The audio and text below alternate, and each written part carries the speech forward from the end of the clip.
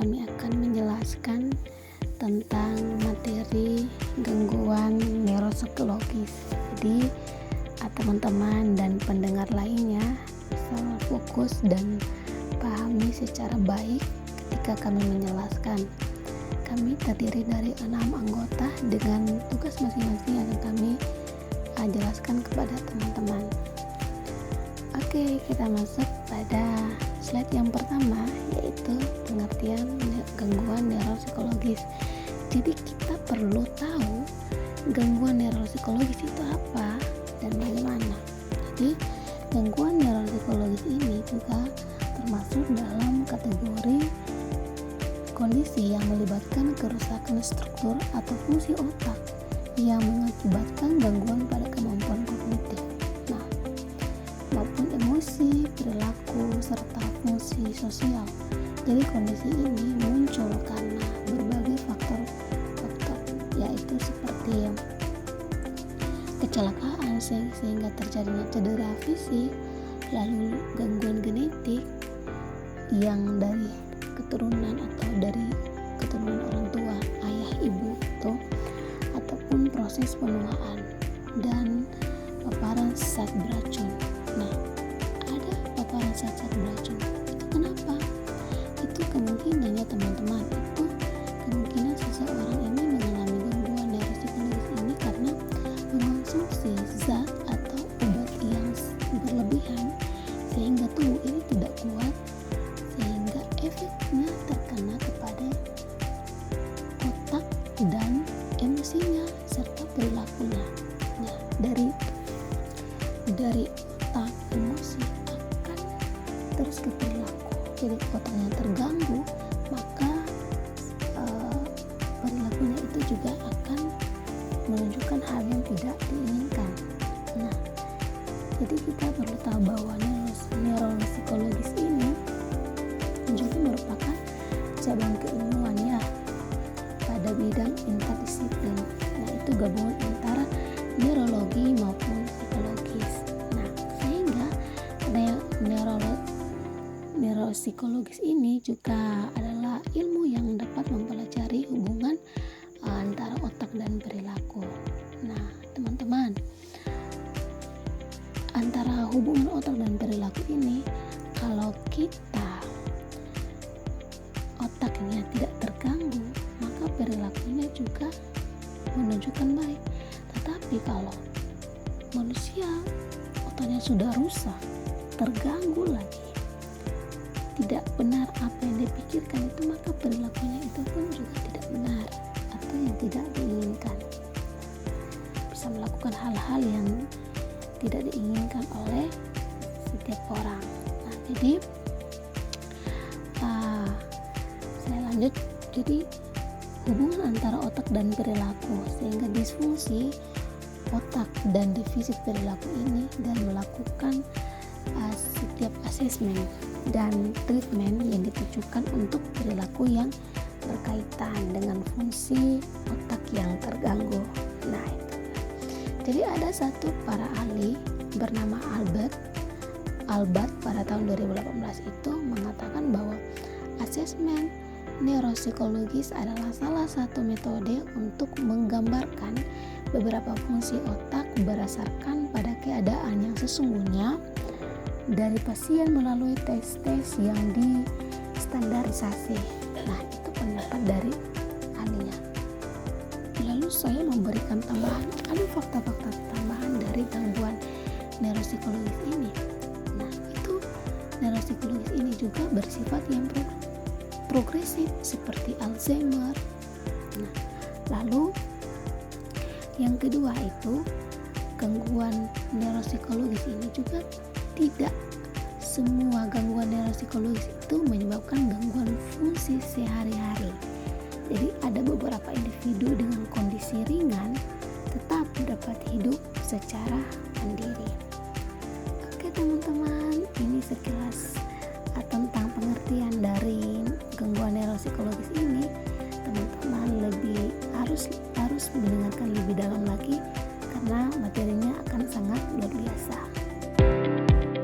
Kita masuk kepada materi yang berikut tentang gejala gangguan neuropsikologis. Gejala gangguan neuropsikologis sangat bervariasi tergantung pada bagian otak yang terkena. Secara umum, gangguan ini dapat mempengaruhi berbagai aspek fungsi otak seperti gangguan kognitif, gangguan emosi, perubahan perilaku, dan defisit motorik atau sensorik. Nah, yang pertama gangguan kognitif. Orang dengan gangguan neuropsikologis sering mengalami masalah dalam fungsi berpikir. Misalnya, mereka bisa kesulitan mengingat peristiwa baru atau bahkan mengenali wajah orang terdekat. Selain itu, masalah konsentrasi juga sering muncul di mana seseorang tidak mampu fokus pada tugas sederhana. Nah, pemrosesan informasi juga terpengaruh sehingga sulit bagi mereka untuk memahami percakapan yang kompleks atau melakukan beberapa tugas sekaligus. Nah, yang kedua, gangguan emosi. Gangguan ini juga mempengaruhi kontrol emosi. Beberapa orang mungkin mengalami fluktuasi emosi yang ekstrim, seperti tiba-tiba menangis tanpa alasan yang jelas, atau kehilangan minat pada aktivitas yang biasanya mereka nikmati. Nah, selain itu, depresi dan kecemasan juga sering muncul sebagai reaksi terhadap gangguan fungsi otak yang memperburuk kondisi secara keseluruhan. Dan yang ketiga, perubahan perilaku, yang dimana perubahan perilaku juga menjadi salah satu gejala utama. Seseorang mungkin menunjukkan perilaku yang tidak biasa, seperti menjadi agresif, terlalu impulsif, atau justru menjadi sangat apatis dan tidak peduli terhadap lingkungan sosialnya. Hal ini seringkali membuat interaksi sosial menjadi suatu tantangan. Dan yang terakhir adalah defisit motorik atau sensorik. Dampak fisik juga sering terlihat seperti kelemahan otot atau tremor akibat kerusakan pada area otak yang mengatur gerakan. Selain itu, gangguan berbicara juga dapat terjadi seperti afasia, yaitu kesulitan dalam memproduksi atau memahami bahasa yang semakin menghambat kemampuan komunikasi. Nah, dengan memahami gejala ini, kita bisa lebih waspada terhadap tanda-tanda awal gangguan neuropsikologis dan membantu penderita mendapatkan penanganan yang tepat.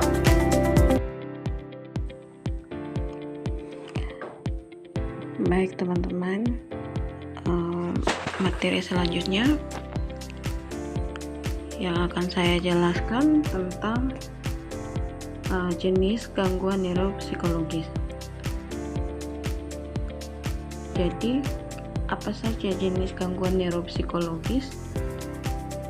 Di sini pada poin pertama, jenis gangguan neuropsikologis itu yang pertama itu gangguan neurodegeneratif, yang dimana terdapat penyakit Alzheimer, penurunan fungsi kognitif secara progresif akibat akumulasi plak beta amiloid di bagian otak. Dan yang kedua itu ADHD, yang dimana ADHD ini adalah Attention Deficit Hyperactivity Disorder,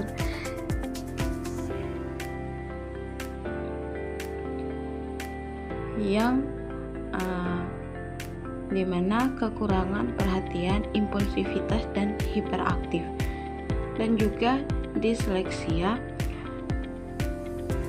yang kesulitan membaca dan mengeja yang berkaitan dengan proses neurologis. Dan yang berikut itu TBI. TBI ini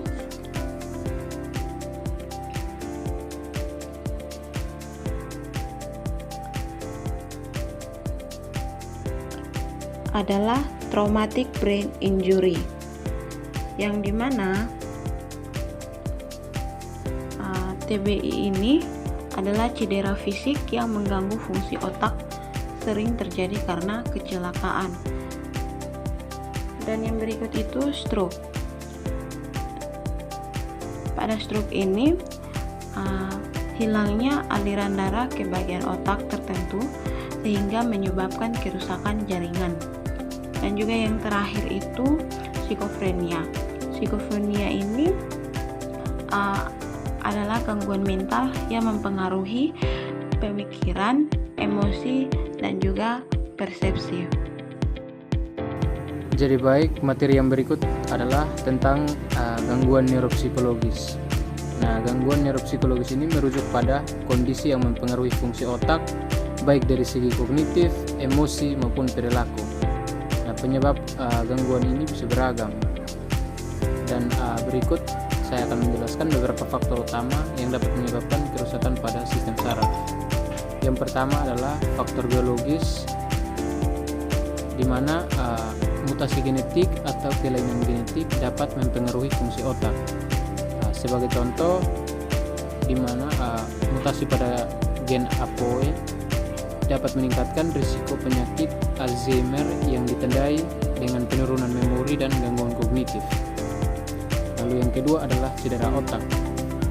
Nah, cedera kepala yang parah seperti sering terjadi pada kecelakaan atau trauma fisik merusak jaringan otak dan menyebabkan gangguan seperti kehilangan ingatan, kesulitan berbicara, ataupun perubahan perilaku. Contohnya adalah seperti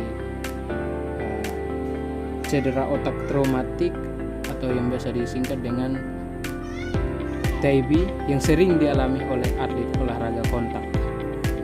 Lalu yang berikut adalah penyakit neurodegeneratif. Nah, penyakit ini seperti Alzheimer dan Parkinson terjadi ketika ada akumulasi protein yang tidak normal di otak. Nah, pada Alzheimer, plak beta amiloid menumpuk di sela-sela otak menyebabkan kematian sel-sel saraf. Nah, pada Parkinson, akumulasi alfa-sinuklein mengganggu fungsi sel saraf yang mengontrol gerakan tubuh. Kemudian yang berikut adalah infeksi. Beberapa infeksi atau penyakit autoimun dapat menyebabkan peradangan pada otak. Encephalitis misalnya adalah peradangan pada otak akibat infeksi virus yang dapat menimbulkan gejala seperti kebingungan, kejang, atau gangguan motorik. Lalu yang berikut adalah paparan zat beracun. Paparan zat beracun berlebihan terhadap zat beracun seperti alkohol kronis atau logam berat seperti timbal dapat merusak sistem saraf.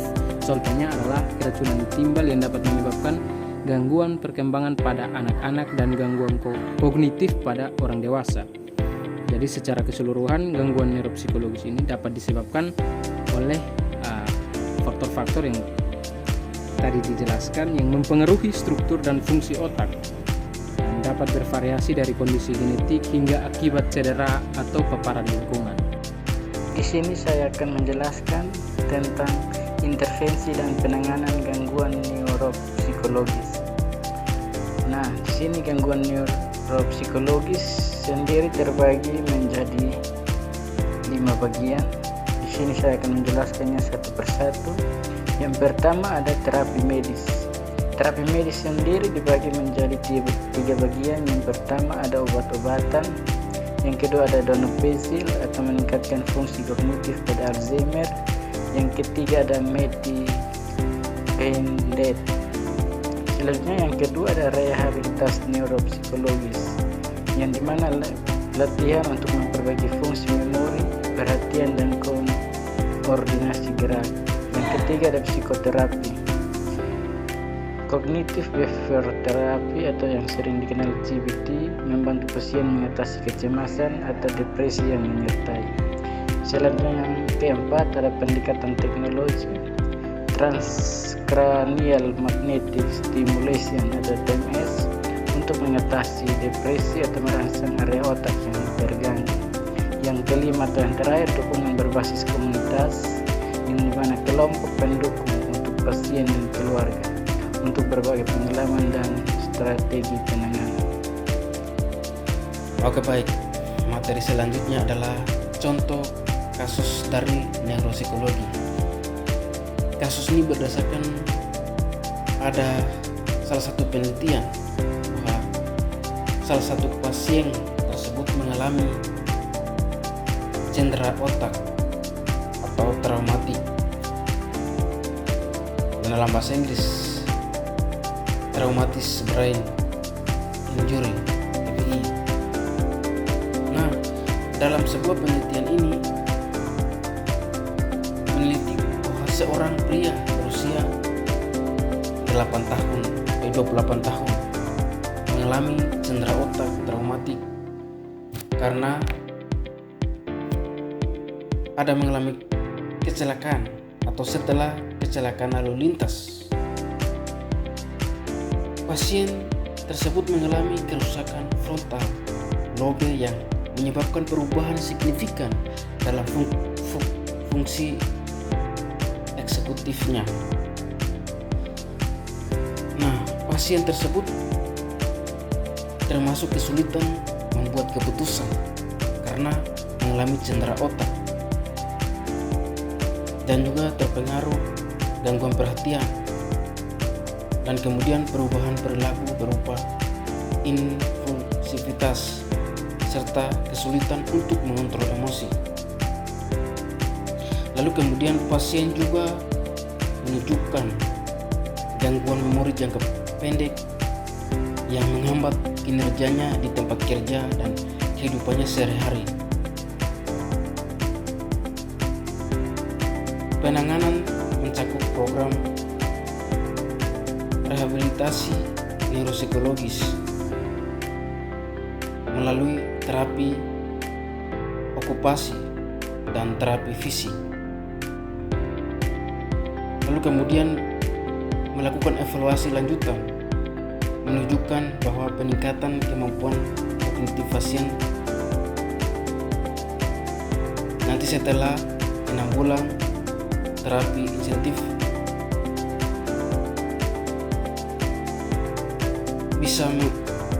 bisa baik-baik,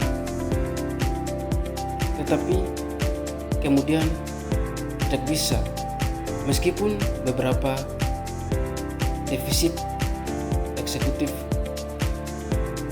namun tetap saja mengalami cedera otak dan tetap ada.